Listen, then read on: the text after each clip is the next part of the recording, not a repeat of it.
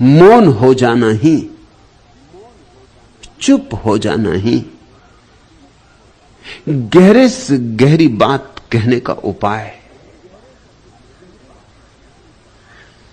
शब्द तो केवल सतह को छूते, मौन अतल गहराइयों को। सत्य तो अतल गहराई में है और शब्द तो सतह पर है। इसलिए कोई शब्द सत्य को अभिव्यक्त नहीं कर पाता, न कोई शब्द प्रेम को अभिव्यक्त कर पाता है, न कोई शब्द सौंदर्य को अभिव्यक्त कर पाता है। सत्य बड़ा असमर्थ है, बोल ही नहीं सकता, अबोल है। और शब्द भी बड़े असमर्थ है, नपुंसक है। बस काम चलाओ की दुनिया में ठीक है, लेन देन की दुनिया में ठीक है। जैसे गहरे चले वैसे ही शब्द व्यर्थ हुए।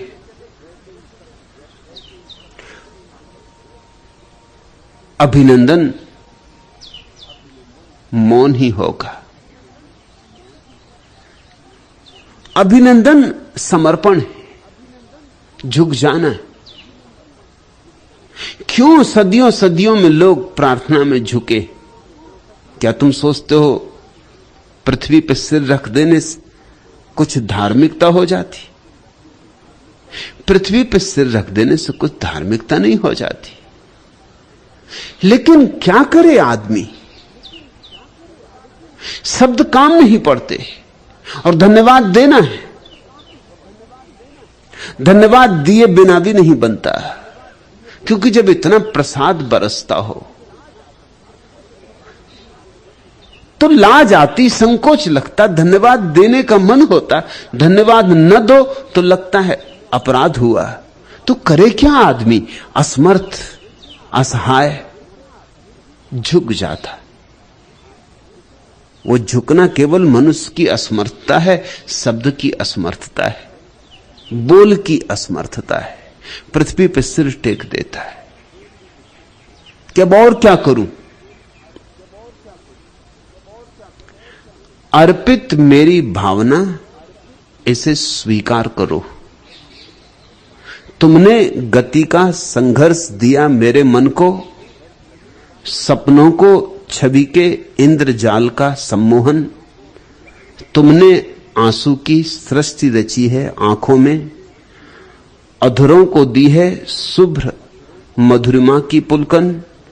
उल्लास और उच्छ्वास तुम्हारे ही अवयव। तुमने मरीचिका और तृषा का सृजन किया।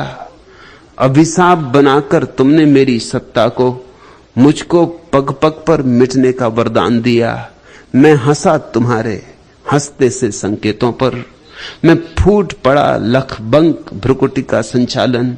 अपनी लीलाओं से हे विस्मित और चकित। अर्पित मेरी भावना, इसे स्वीकार करो। अर्पित है मेरा कर्म, इसे स्वीकार करो। क्या पाप और क्या पुण्य, इसे तो तुम जानो। करना पड़ता है केवल इतना ज्ञात यहां, आकाश तुम्हारा और तुम्हारी ही पृथ्वी। तुम में ही तो इन सांसों का आघात यहां। तुम में निर्बलता और शक्ति इन हाथों की। मैं चला कि चरणों का गुण केवल चलना है। ये दृश्य रचे दी वही सृष्टि, ये दृश्य रचे दी वही दृष्टि तुमने मुझको। मैं क्या जानूं क्या सत्य और क्या छलना है। रच रच कर नष्ट तुम्हारा ही, रच रच कर करना नष्ट तुम्हारा ही गुण है। तुम में ही तो है कुंठा इन सीमाओं की। है निज असफलता और सफलता से प्रेरित। अर्पित है मेरा कर्म, इसे स्वीकार करो। अर्पित मेरा अस्तित्व, इसे स्वीकार करो। रंगों की सुषमा रच मधुरित जल जाती है। सौरभ बिखरा कर फूल धूल बन जाता है। धरती की प्यास बुझा जाता गलकर बादल। चट्टानों से टकराकर निर्झर गाता है। तुमने ही तो पागलपन का संगीत दिया। करुणा बन गलना तुमने मुझको सिखलाया।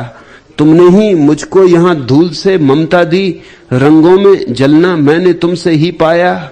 उस ज्ञान और भ्रम में ही तो तुम चेतन हो, जिनसे मैं बरबस उठता गिरता रहता हूं, निज खंड खंड में है असीम, तुम है अखंड, अर्पित मेरा अस्तित्व, इसे स्वीकार करो। झुको, झुक जाओ पृथ्वी पर, झुक जाओ धूल में। कुछ मंदिरों की तलाश करनी जरूरी नहीं, तुम जहां झुके वहां मंदिर है। तुम जहां अकड़े वहीं तीर्थ खो गया संसार, तुम जहां झुके वहीं तीर्थ बन गया। शब्द तो नहीं कह पाएंगे जगदीश, स्वर नहीं कह पाएंगे, लेकिन मौन झुकने की कला सब कह देती। जो नहीं कहा जा सकता वह भी, जो अव्याख्य है वह भी, जो अनिर्वचनीय है वह भी। ज्ञानी जो नहीं कह पाते भक्त कह जाते।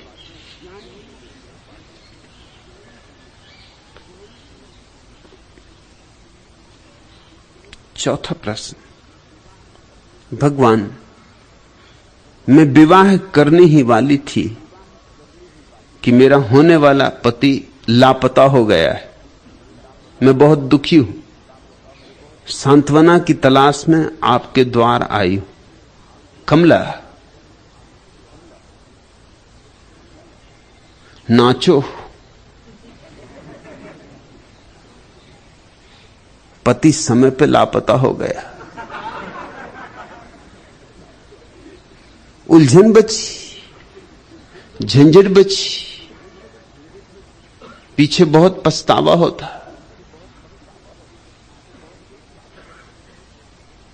लेकिन आदमी का मन ऐसा है कि जो नहीं है उसमें आकर्षण और जो है उसमें विकर्षण।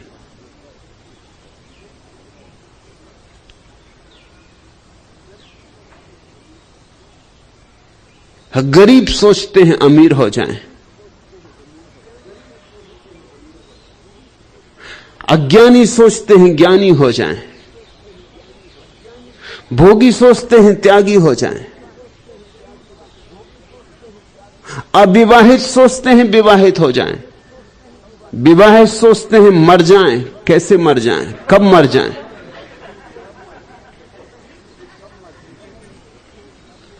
जो नहीं है उसकी तरफ दौड़ बनी रहती। तू बच गई, भगवान का हाथ रहा होगा, नहीं तो पति कुछ ऐसे लापता नहीं होते।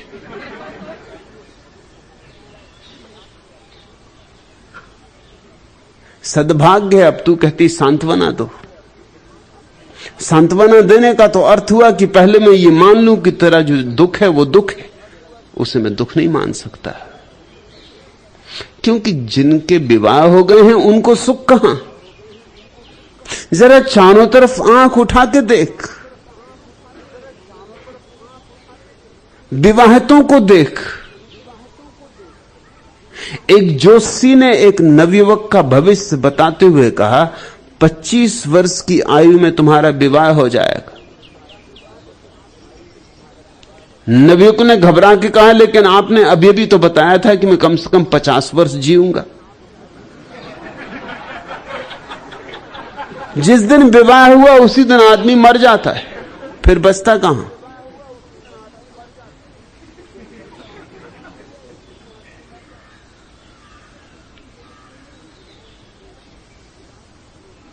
डब्बू जी चंदूलाल से पूछ रहे थे, चंदूलाल कोई आदमी गलती कर अपनी गलती का इकरार कर ले तो उसे तुम क्या कहोगे? सत्यवादी, चंदूलाल ने कहा। और उसे जिसने गलती न की हो फिर भी स्वीकार कर ले, उसे तुम क्या कहोगे चंदूलाल? चंदूलाल ने कहा, शादीशुदा।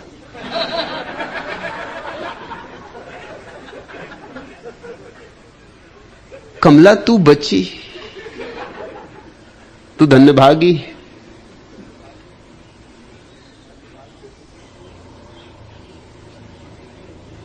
सुनिए, आपका जिगरी दोस्त शादी करने जा रहा है और जिस लड़की से उसकी शादी होने वाली है वह बिल्कुल घटिया है।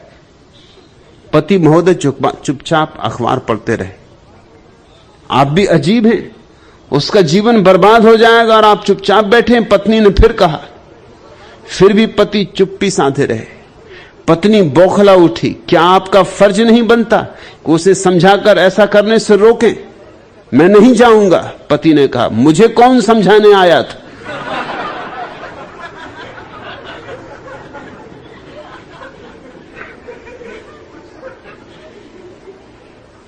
तेरा पति जरूर बड़ा ज्ञानी रहा हो जो भाग गया। अब तू क्या पता लगा रही है उसका? कहीं इसी ख्याल से तू यहां नहीं आई कि अक्सर अनेक भागे हुए लोग यहां हैं?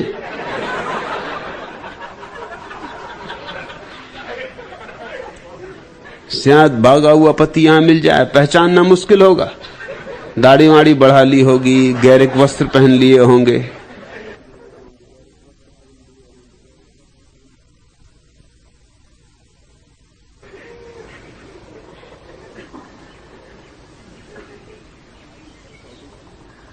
चौबे जी अपनी भारी भरकम पत्नी के पास बैठे हुए पूछ रहे थे, अच्छा ये बताओ कि आदमी का एकदम मर जाना बेहतर है या घुट घुट कर? मैं समझती हूं आज के तनावग्रस्त जीवन से छुटकारा पाने के लिए मनुष्य को एकदम मर जाना चाहिए। श्रीमती चौबे ने अपनी राय व्यक्त की। ठीक है, तो अपनी दूसरी टांग भी मुझ पर रख लो, कहते हुए चौबे जी सीधे सोफे पर लेट गए।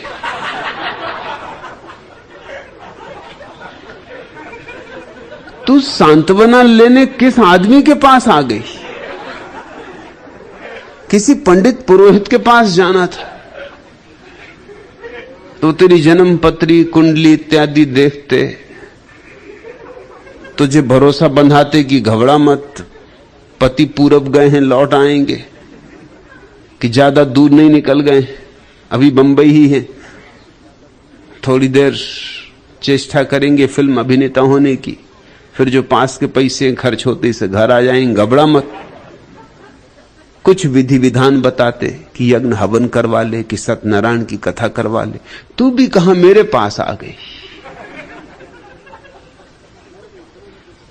मैं तो इतना ही तो उससे कह सकता हूं कि अब उस जगह मत रहना जहां पति जानते हैं कि तू रहती, नहीं तो कहीं भूल चूक से लौट ही ना आए। जगह बदल ले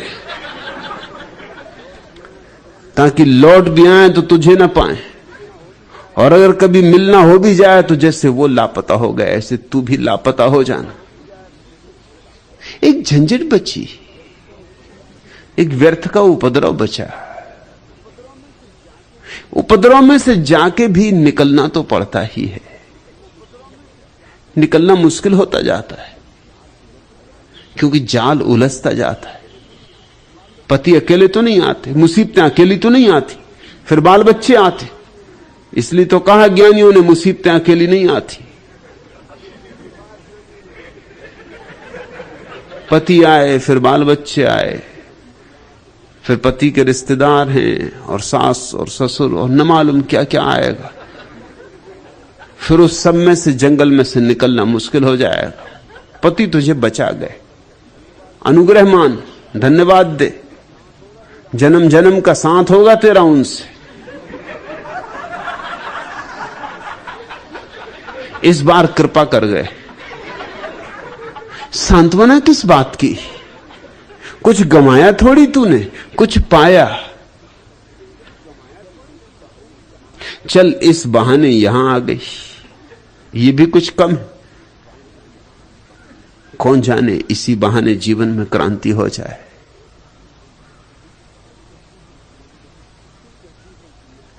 तू कहती है कि मैं बहुत दुखी हूं। तू सोचती है जो विवाहित हैं वे सुखी हैं।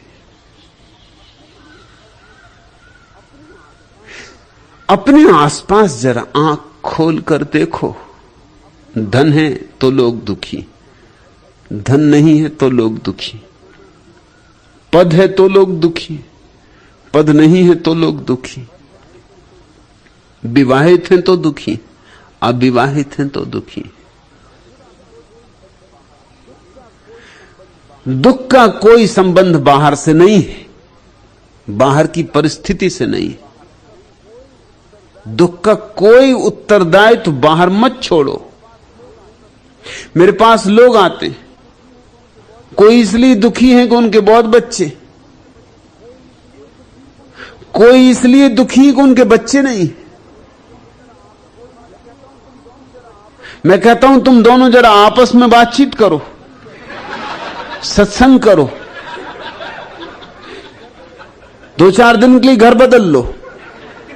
जिसके बच्चे हैं तुम उसके घर जाकर रह जाओ और उसे तुम अपने घर रख दो। तब तुम्हें थोड़ी अकल आ जाएगी कि तुम जिन बच्चों के लिए तड़फे जा रहे हो वो बच्चे कैसा उपद्रव ले आते, और वो जो बच्चों से तड़पा जा रहा है उसे जरा एकांत में रहने दो 2-4 दिन, वो भी घबरा जाएगा, क्योंकि एकांत में रहने की क्षमता भी नहीं। अकेलापन काटता है। चारों तरफ नजर फैलाओ। बुद्धिमान आदमी वह है जो दूसरों को देख के समझ ले। बुद्धिहीन वह है जो खुद भी गुजर गुजर के न समझे। जिंदगी बड़ी है, इसमें अगर हर अनुभव करके ही तुम्हें समझना है तो और बहुत बहुत जन्म लग जाएंगे, फिर भी शायद समझ ना हो पाएगी। समझदार तो दूसरे को देख के समझ लेता है, चारों तरफ नजर खोलता है, देखता है कि जिनके पास है उनको क्या है।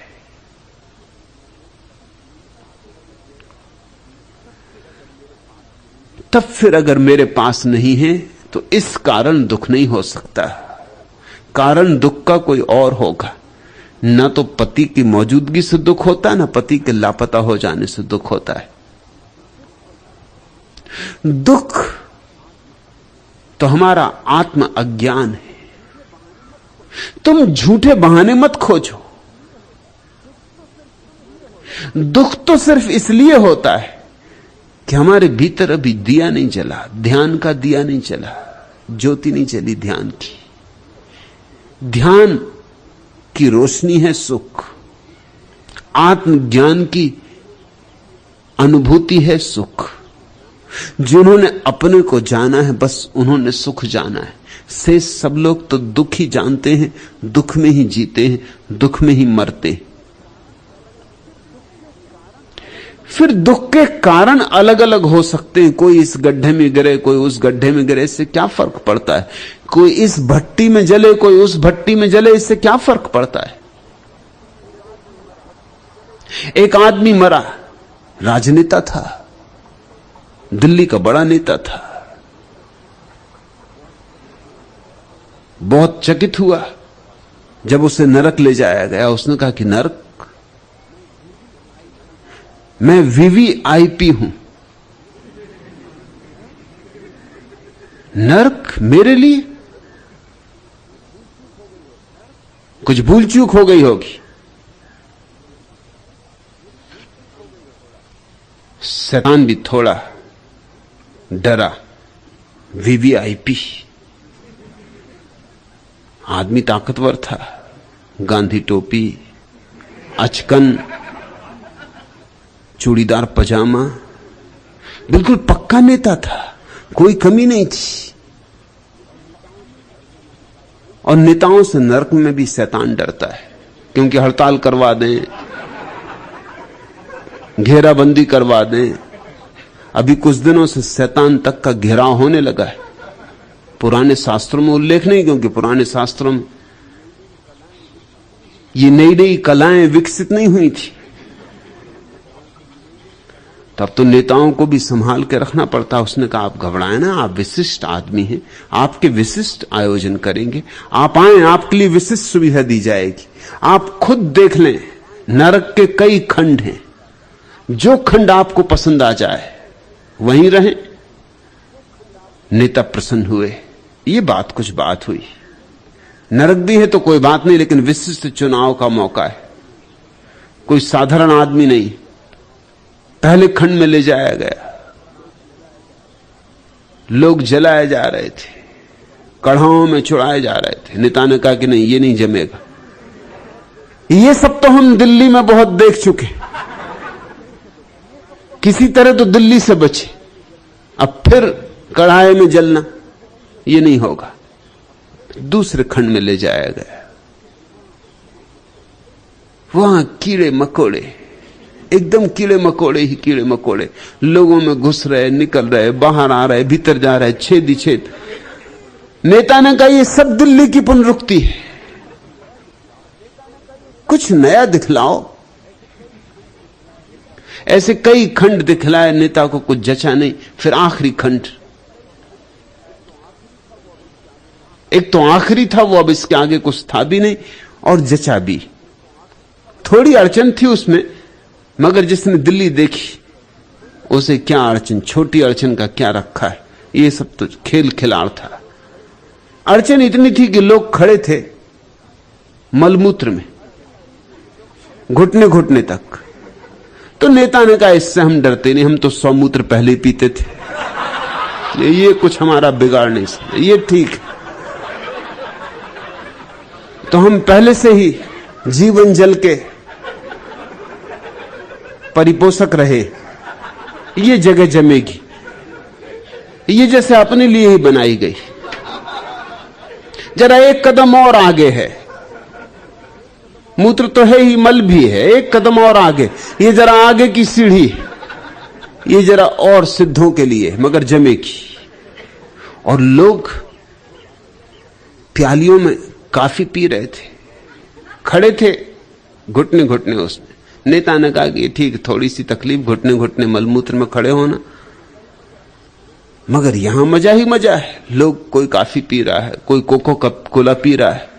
नेता ने कहा यह भी अच्छा है, दिल्ली में कोका कोला भी मिलना बंद हो गया था। जो जिसका दिल हो, अपने अपनी मौज के लोग, कोई फेंटा पी रहा है, तरह तरह की चीजें पी जा रही हैं, लोग पी रहे हैं। बस एक ही अड़चन है कि घुटने घुटने तक। नेता ने कहा ये तो कोई अड़चन ही नहीं, ये तो सुख समझो, ये तो हमारे लिए स्वर्ग है।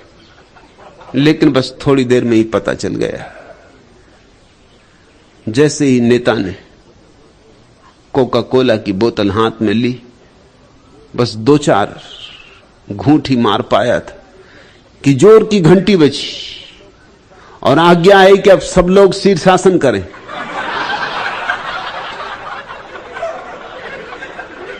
तब पता चला कि नरक में कहीं भी जाओ, नरक ही है।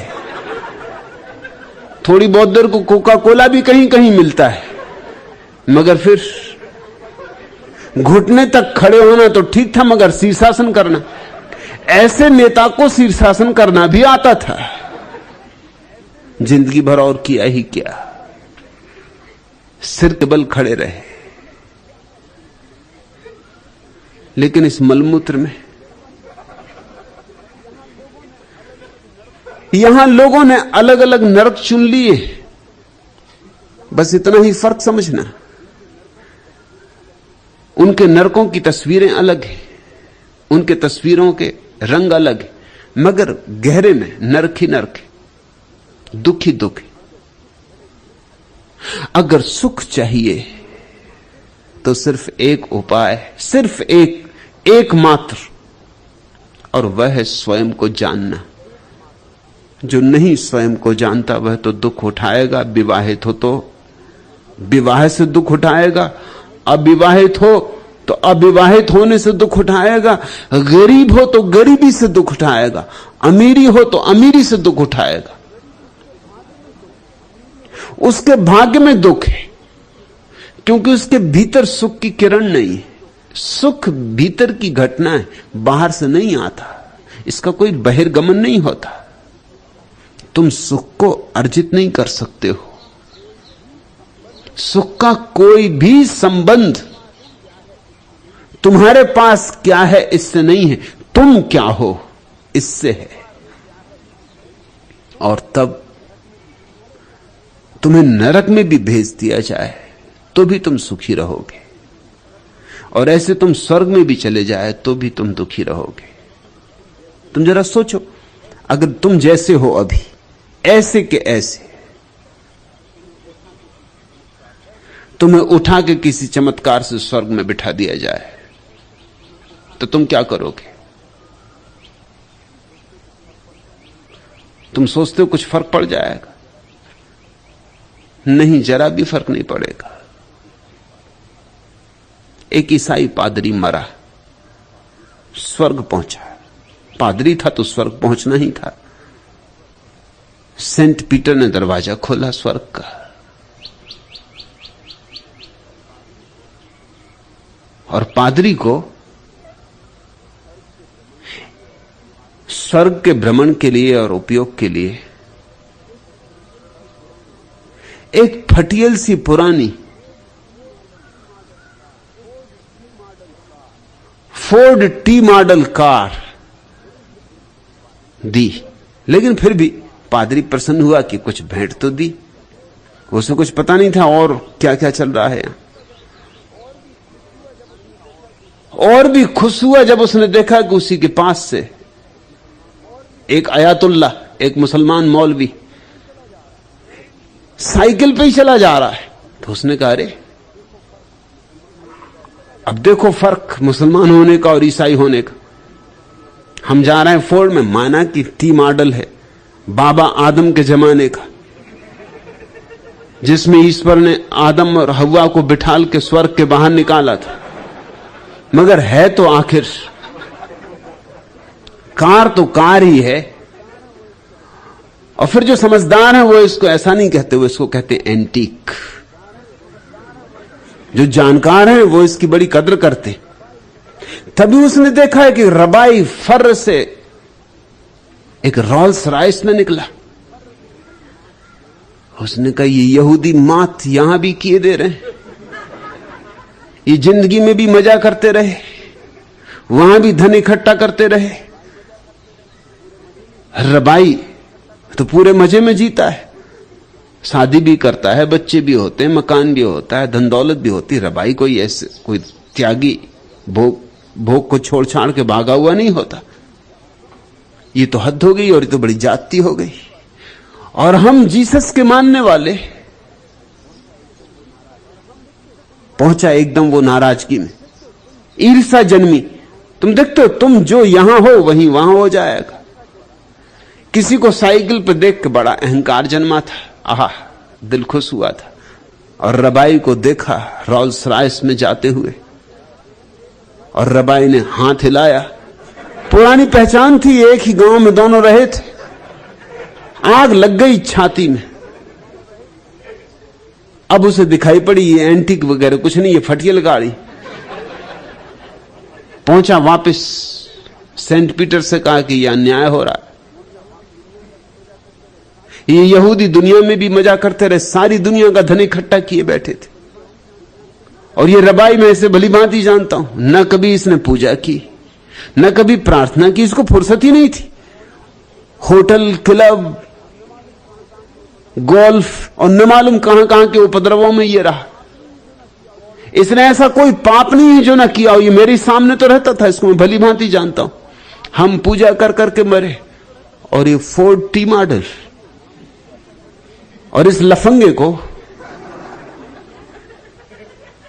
Rolls Royce. सेंट पीटर ने कहा, धीरे आहिस्ता बोलो। वो परमात्मा का निकट रिश्तेदार है।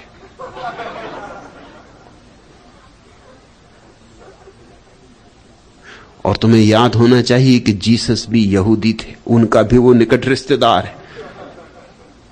हम तो बहुत पीछे आए, बाकी दूसरे लोग तो बहुत पीछे आए। पादरी ने छाती पीट ली तो उसने कहा, यहां भी रिश्तेदारी चलती, भाई भतीजावाद।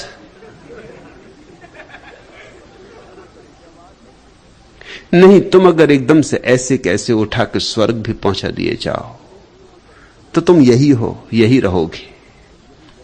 यही ईर्ष्याएं, यही वैमनस, यही द्वेष, यही स्पर्धाएं तुम्हें वहां भी घेर लेंगी। तुम सुख न पा सकोगे। और तुम अगर अपने अंतस्तर में विराजमान हो जाओ, ध्यानस्थ हो जाओ, तो स्वर्ग यहीं उतर आएगा। स्वर्ग कहीं और थोड़ी है, नरक कहीं और थोड़ी है। ये कोई भौगोलिक स्थितियां थोड़ी हैं। स्वर्ग और नरक तुम्हारी मनोदशाएं। स्वर्ग है स्वज्ञान और नरक है स्व अज्ञान। तू कहती मैं बहुत दुखी हूं। कमला व्यर्थ दुखी है। कीचड़ से बच गई, अब तेरा नाम कमला है, कमल बन। पति भाग गया, धन्यवाद दे, सदा सदा के लिए अनुग्रह मान। कभी मिल जाए तो चरण छूना, कहना गुरुदेव, हे सद्गुरु, तुम्हारी अपरंपार कृपा। ठीक समय रहते तुम भाग गए, और जरा देर हो जाती और घोड़े पे चढ़ जाते, बैंड बाजे बज जाते, तो फिर बचना मुश्किल हो जाता। स्त्रियों का बचना तो और भी मुश्किल हो जाता है, क्योंकि पुरुषों ने उन्हें ऐसा दीन कर दिया है। सदियों सदियों तक उन्हें शिक्षा नहीं दी, क्योंकि शिक्षित हो जाएं तो स्वतंत्र हो जाएं। सदियों सदियों तक उन्हें काम नहीं करने दिया दुनिया में, रोटी रोजी नहीं कमानी थी, क्योंकि वे रोटी रोजी कमाने लगे तो फिर पति की जो मालकियत है वो कहां टिके। जब पत्नी खुद रोटी रोजी कमाने लगे तो फिर इतनी निर्भर नहीं रह जाती। फिर वो ये नहीं कहेगी कि मैं तुम्हारे चरणों की दासी, किस लिए कहेगी। और अगर तुमसे ज्यादा कमाए तो फिर तुम्ही को लिखना पड़े तुम्हारे चरणों का दास। कोई पति पसंद नहीं करता अपने से ज्यादा पढ़ी लिखी लड़की से विवाह करना, कोई पुरुष पसंद नहीं करता, क्योंकि उसमें बड़ी हीनता मालूम होती। कोई पुरुष पसंद नहीं करता कि पत्नी उससे ज्यादा कमाए, क्योंकि तब उसके अहंकार को चोट लगती। तुम्हारा होने वाला पति भाग गया, अच्छा हुआ। सांत्वना मत खोजो, सत्य खोजो। इस अवसर का उपयोग कर लो। इस अवसर को अंतर यात्रा के लिए चुनौती बना लो। पति से तो विवाह चूक गया, क्यों ना परमात्मा से विवाह कर ले, क्यों ना अब महासगाई हो जाए। तो कमला तू कमल हो जाए।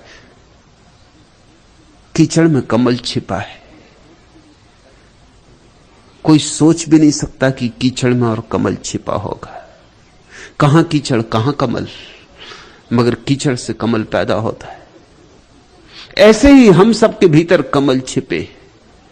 कीचड़ भी रहे तो कीचड़ ही रह के मर जाएंगे, कमल भी हो सकते, लेकिन ये कमल चैतन्य के कमल है। ये कमल ध्यान की ही ऊर्जा से खिल सकते। ध्यान का सूरज ही निकले तुम्हारे भीतर तो।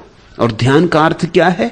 निर्विचार, मौन, शांत, ऐसी चैतन्य की अवस्था कि जहां कोई हलचल ना हो, कोई चहल पहल ना हो, कोई तरंगे ना हो। ऐसा ही अगर कर पाओ तो महासगाई हो जाए। अब मौका ही आ गया। अब क्या छोटे मोटे किसी की दुल्हन बनना, राम की दुल्हनिया बनो। अब राम से ही हो जाए गठबंधन। सांत्वना नहीं दूंगा, सांत्वना मैं किसी को भी नहीं देता। सांत्वना जो दे वो दुश्मन है, क्योंकि वो मलहम पट्टी कर देता। मेरा भरोसा सर्जरी में, मलहम पट्टी में नहीं।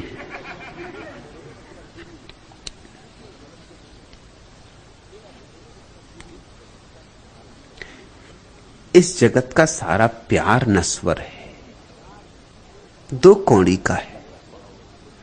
तुम प्यार नहीं कर पाओगे, तुम नश्वर हो तो भावों में अमृतत्व कहां से लाओगे? तुम प्यार नहीं कर पाओगे। पथरीली है यह प्रेम डगर, कोमलतम जग के नारी नर। कुछ पहले ही दम तोड़ गए, कुछ बैठ गए थोड़ा चलकर।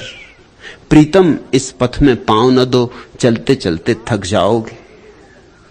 मैं आज प्रणय पथ में आई, मन में सुख के सपने लाई, पर इसका कुछ भी ठीक नहीं, कल कौन तुम्हारे मन भाई। यह ज्ञात नहीं इस जीवन में तुम किस किस के कहलाओगे।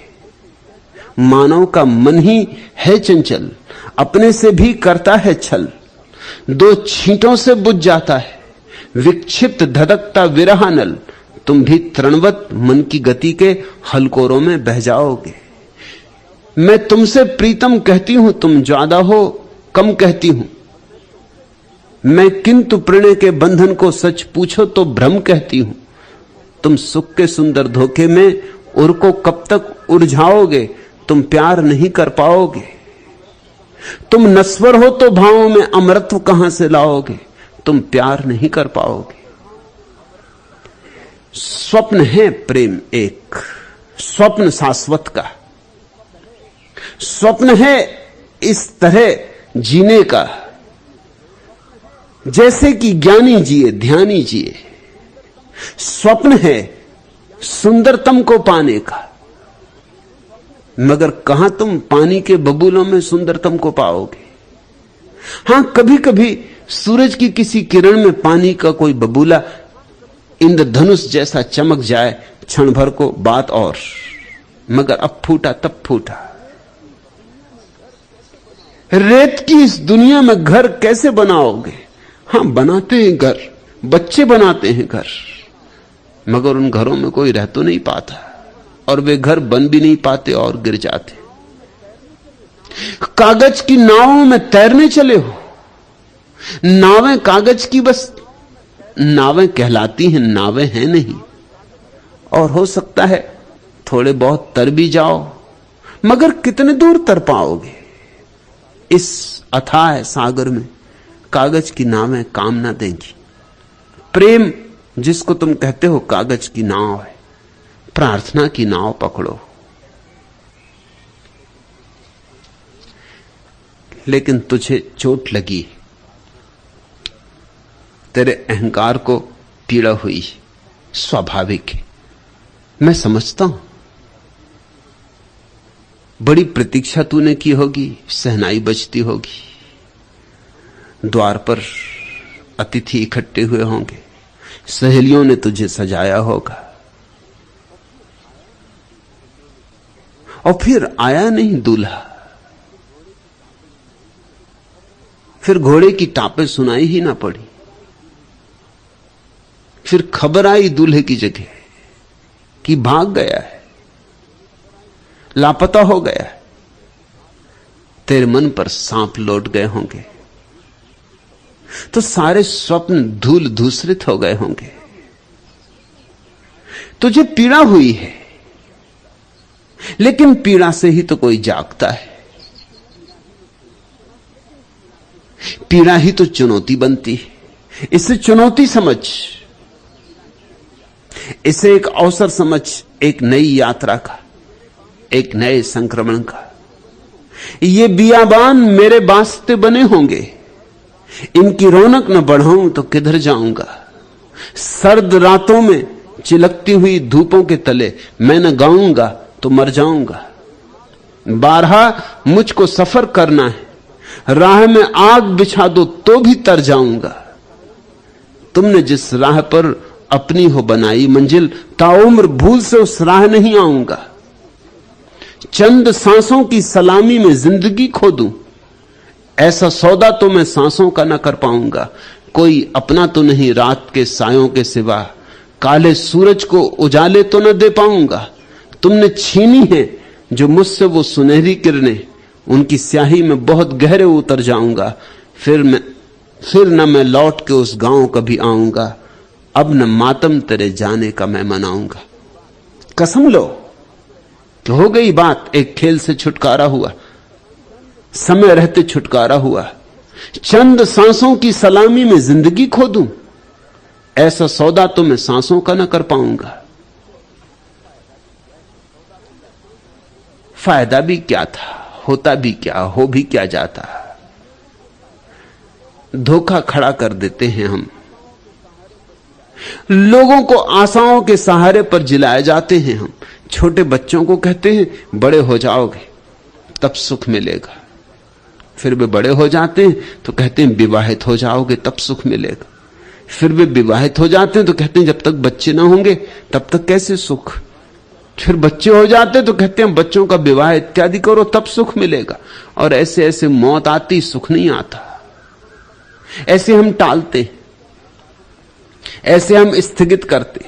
हम कहते हैं कल, और कल के हम बड़े सपने संजोते हैं, और आज नरक में जीते। मैं तुमसे कहता हूं आज ही स्वर्ग है, अभी स्वर्ग है, कल पर मत टालो। और स्वर्ग में होने के लिए कोई भी बाह्य उपकरण आवश्यक नहीं है। तुम जहां हो, जैसे हो, वैसे ही अपने भीतर डुबकी मार लो, और तब फिर रेगिस्तान भी उद्यान हो जाते, और तब अंधेरी रातें सूरज की रोशनी से भर जाती, और तब कांटे फूलों में रूपांतरित हो जाते। ये बियाबान मेरे वास्ते बने होंगे, इनकी रौनक न बढ़ाऊं तो किधर जाऊंगा। सर्द रातों में चिलकती हुई धूपों के तले मैं न गाऊंगा तो मर जाऊंगा। फिर गीत उठने शुरू होते हैं रेगिस्तानों से भी, मरुद्यानों के, कांटों से भी, फूलों के, अंधेरी रातों से भी, सुनहली प्रभातों के। चुनौती स्वीकार करो, सांत्वना मत खोजो। सांत्वना कमजोरों और कायरों के लिए छोड़ो।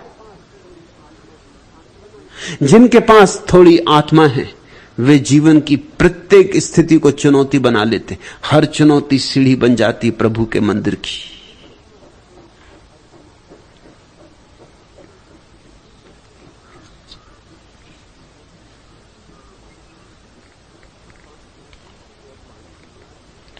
पांचवा प्रश्न, भगवान, राजनीति में सफल होने का नुस्खा क्या है?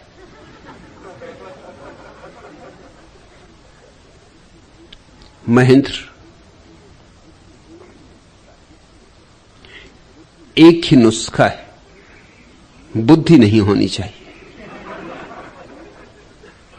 या हो तो बिल्कुल न्यूनतम होनी चाहिए।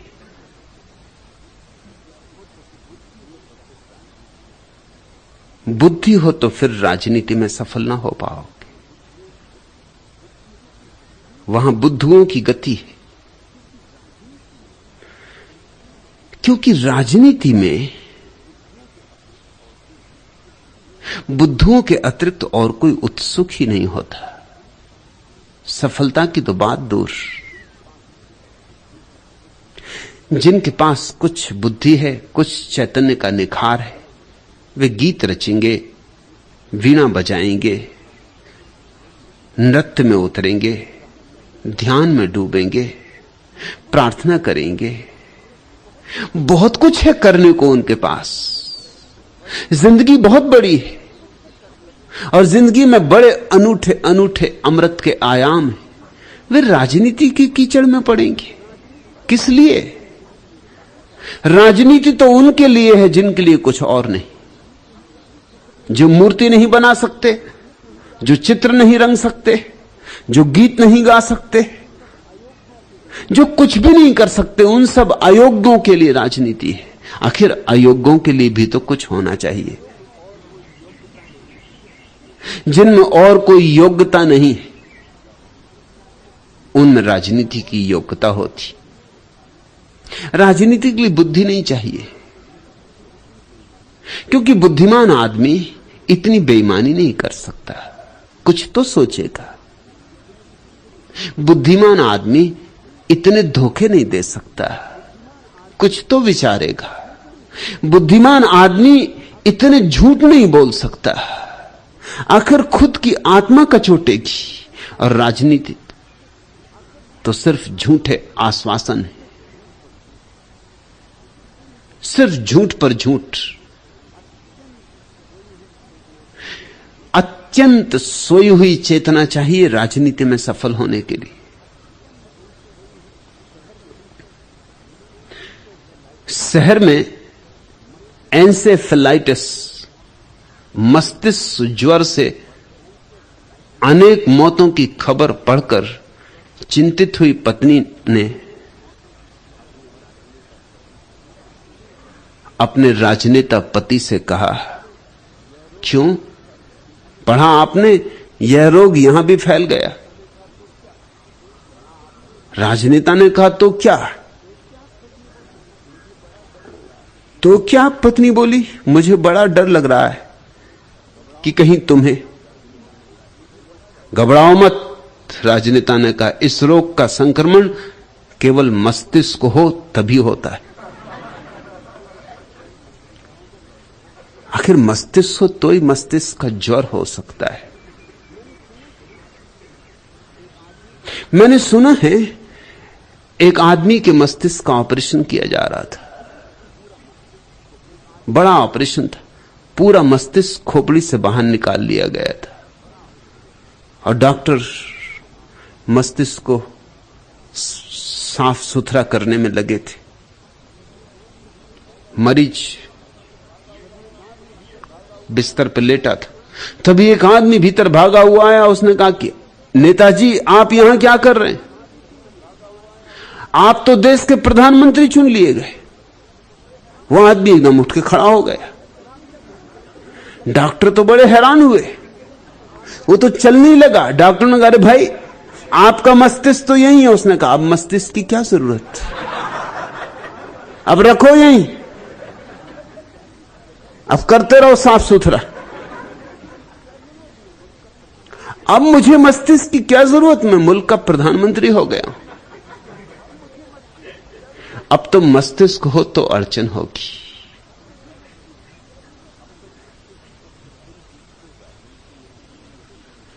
तुम पूछते हो राजनीति में सफल होने का नुस्खा क्या है? बुद्धि का अभाव चाहिए, बेईमानी चाहिए, झूठ चाहिए, हर तरह से एक ही दृष्टि चाहिए बस कि किसी तरह पद पे पहुंच जाएं। मार्ग ठीक हो कि गलत, साधन ठीक हो कि गलत, कोई चिंता नहीं, न शुभ की न अशुभ की, न नीति की न अनीति की। इतना कठोर हृदय चाहिए कि लोगों के सिर की सीढ़ियां बना सको, और इतनी कुशलता चाहिए कि चेहरे बदल सको। इतने मुखौटे चाहिए कि जब जैसी जरूरत पड़ जाए वैसा मुखौटा लगा लिया। होटल में एक पहलवान शराब पीकर अपने दाएं तथा बाएं बैठे लोगों को चैलेंज कर रहा था। दाहिनी ओर उंगली उठाकर बोला, गधो, बाईं ओर उंगली उठाकर बोला, घोड़ो, है तुम लोगों में से किसी की हिम्मत जो मुझको आके कुश्ती लड़े? तुरंत एक प्रसिद्ध राजनेता जो दाहिनी ओर बैठा था उठा और बाईं ओर जाने लगा। पहलवान ने सीना फुलाते हुए उसे घूरा और कहा, क्यों बे नेताजी के बच्चे, तू लड़ेगा मुझसे? नेताजी ने कहा, अरे पहलवान साहब, मेरी क्या मजाल आपसे लड़ने की, मैं तो गलत साइड पर गधों की तरफ बैठ गया था, सो घोड़ों की तरफ जा रहा हूं।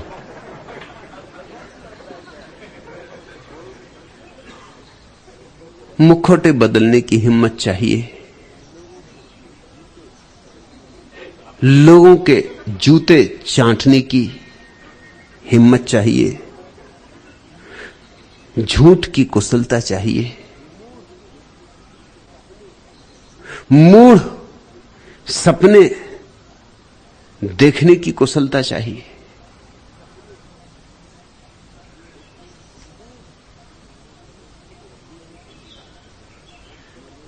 डब्बू जी चंदूलाल से कह रहे थे, जानते हो चंदूलाल, मैं रोजाना 250 रुपए बचाता हूं, ऐसे करते करते आज नहीं कल करोड़पति हो जाऊंगा।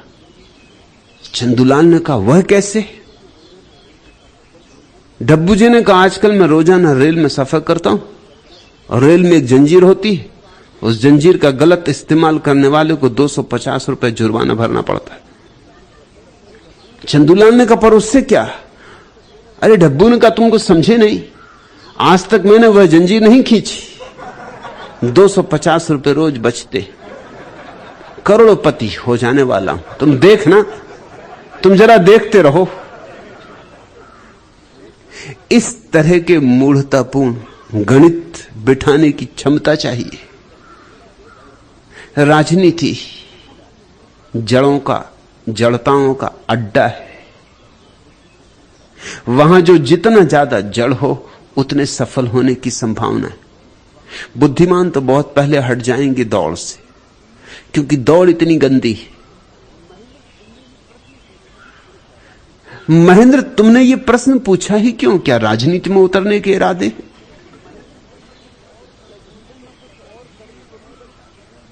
क्या जीवन में कुछ और करने को नहीं बचा? क्या जीवन में और कुछ करने योग्य नहीं मालूम होता? लेकिन राजनीति में उतरने की आकांक्षाएं पैदा होती हैं, क्योंकि राजनेताओं को इतनी प्रतिष्ठा मिलती। ये दुर्भाग्य है कि राजनेताओं को इतनी प्रतिष्ठा मिलती। ये ज्यादा दिन चलेगा नहीं, भविष्य राजनीति का नहीं है। राजनेताओं की प्रतिष्ठा धीरे धीरे डूबती ही जाने वाली है। जैसे राजा चले गए ऐसे ही राजनेता भी चले जाएंगे। मैं तुमसे ये कहता हूं, आज नहीं कल तुम देखोगे कुछ नए लोगों की ही प्रतिष्ठा और पूजा होगी। सृजनात्मक लोगों की प्रतिष्ठा और पूजा होगी। मगर अभी थोथे लोग पूजे जाते, तुम्हारे मन में भी आकांक्षा उठती है। मगर जरा गौर तो करो, इन थोथे लोगों की तरफ जरा देखो तो। इनकी आत्माएं इन्हें कभी का छोड़ चुकी। इन्होंने अपनी आत्माएं बेच दी हैं और पद खरीद लिए। इनसे ज्यादा गरीब आदमी, इनसे ज्यादा भिखमंगे आदमी खोजना कठिन है। मगर अखबारों में इनका नाम देख के, रोज इनकी तस्वीरें देख के तुम्हारे मन में भी भाव उठता है, कभी हम भी कुछ हो जाएं। एक अदालत में मुकदमा चल रहा था। एक राजनेता को किसी होटल में किसी आदमी ने उल्लू का पट्टा कह दिया था। स्वभावतः राजनेता नाराज हो गया। उसने अदालत में मानहानि का मुकदमा चलाया। मुल्ला नसरुद्दीन उसका गवाह था। मजिस्ट्रेट ने कहा कि जिस आदमी ने उल्लू का पट्टा कहा है उसका कहना है कि होटल में कम से कम 250 आदमी मौजूद थे। मैंने किसी का नाम नहीं लिया। हां, मैंने उल्लू का पट्टा शब्द का उपयोग किया है, लेकिन मैंने राजनेता को उल्लू का पट्टा नहीं कहा। वहां 250 लोग मौजूद थे। मैं किसी को भी कह सकता हूं, मैं खुद को भी कह सकता हूं। नाम मैंने किसी का लिया नहीं। इसलिए राजनेता नहा की भड़क गए। मुल्ला नसरुद्दीन से पूछा मजिस्ट्रेट ने कि तुम गवाह हो राजनेता के, क्या सबूत है तुम्हारे पास कि इस आदमी ने राजनेता को ही उल्लू का पट्टा कहा था?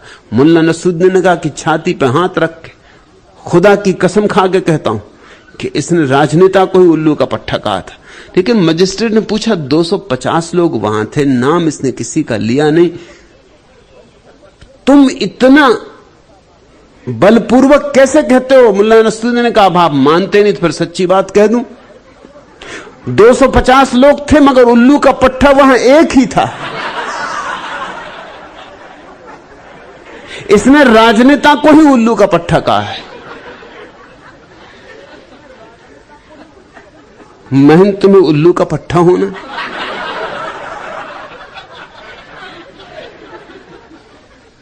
जिंदगी में कुछ और करने को है। जिंदगी में कुछ और करो। ये तो छोड़ दो जो कूड़ा करकट है। ये तो छोड़ दो तुम समाज के चौथे वर्ग को, शूद्रों को।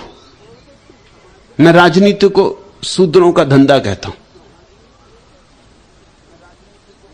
राजनीति यानी शूद्रता। अब हमें बदल देनी चाहिए परिभाषाएं, जमाना बदल गया। अब हम शूद्र कहते हैं, बुहारी लगा रहा है कोई आदमी सड़क पर, उसको काहे के लिए? स्वच्छता कर रहा है, उसको शूद्र कह रहा है, ब्राह्मण कहना चाहिए। स्वच्छता कर रहा है। और राजनेता सब तरह की गंदगी फैला रहा है, उसको तुम नेता समझ रहा है। शूद्र होने की कोई जरूरत नहीं। ब्राह्मण बनो, ब्रह्म को जानो, और जानो नहीं, केवल प्रकट भी करो, अभिव्यक्त भी करो। तुम्हारे गीतों में झलके, तुम्हारे नृत्यों में उतरे। सृजनात्मक कोई आयाम पकड़ो। राजनीति तो विध्वंस है।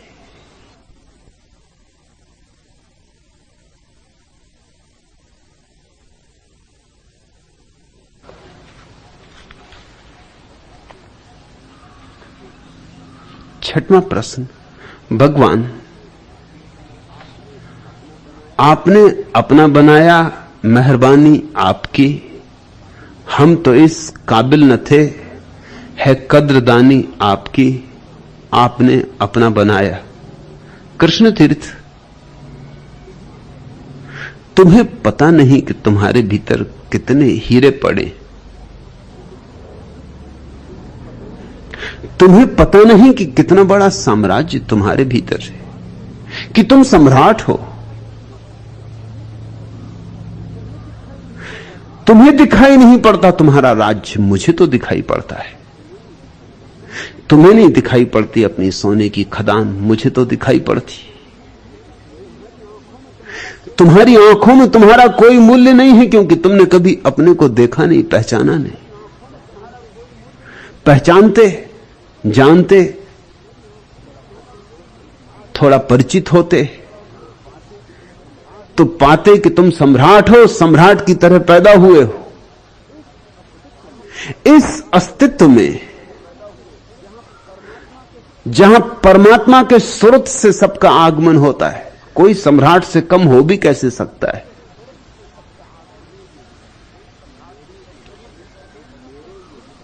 मेरे ये चरण जो कि पग पग पर कंपमान, मेरा यह मस्तक है जिसका अभिशाप ज्ञान, मेरे यह हाथ जो कि फैले हैं अंजलि बन, मेरा यह उठना गिरना जिसका विधान, इनमें ही मेरे अस्तित्व का पराभव है।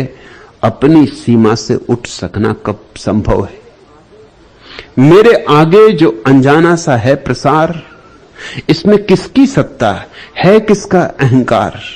टेढ़े मेढ़े अगणित पथ, अगणित लोगों के, किंतु निगल लेता है प्रतिपल को पथ को अंधकार।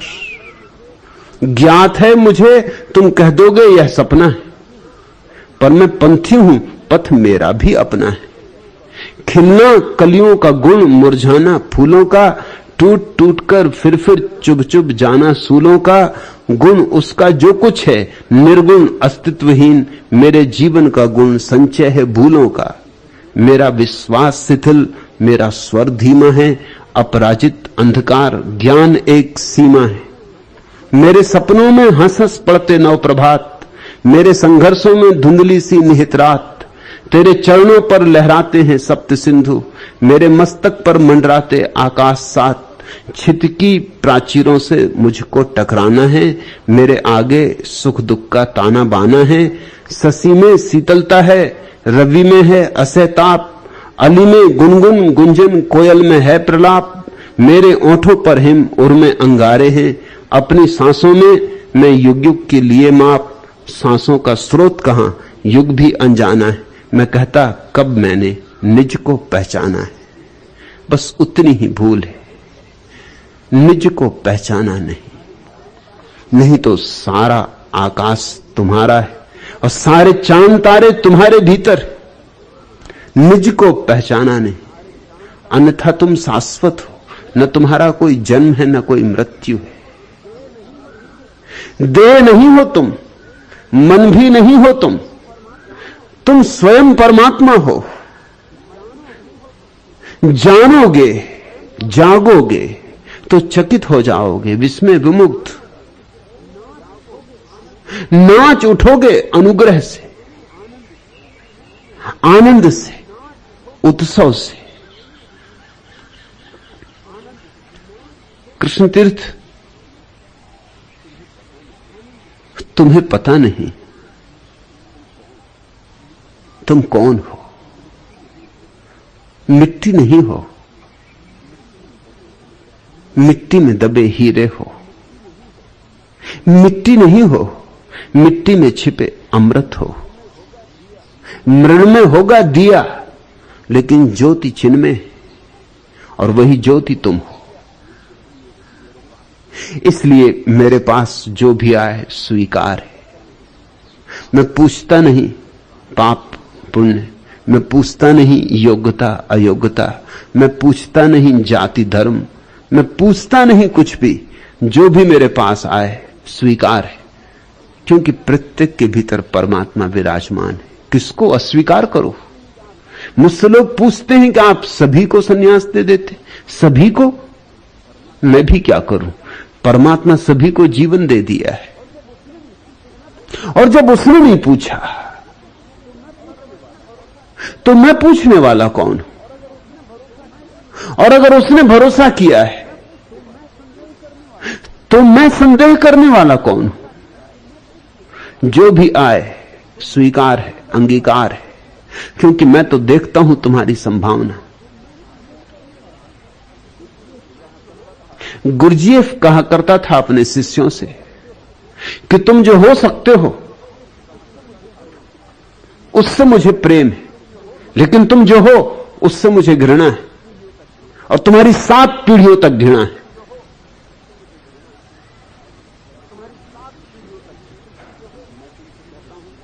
मैं तुमसे कहता हूं तुम जो हो